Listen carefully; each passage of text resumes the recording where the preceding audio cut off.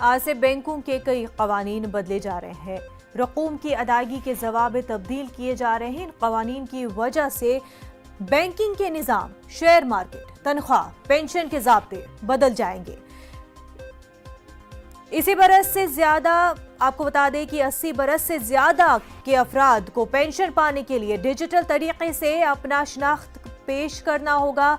इसके अलावा auto debit के लिए पहले कस्टमर की इजाजत लेनी होगी, यानी 5000 से ज्यादा ऑनलाइन या ऑटो डेबिट ट्रांजैक्शन के लिए पहले कस्टमर को खास हिदायत पर अमल करना होगा। साथ ही 3 बैंकों के चेकबुक कारकर्द नहीं होंगे, यानी नए सिरे से बैंक से चेकबुक लेना होगा।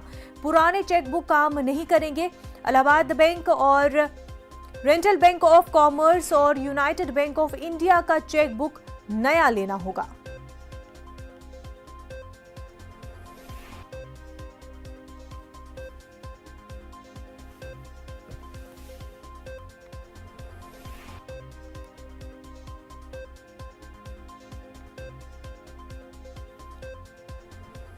मध्य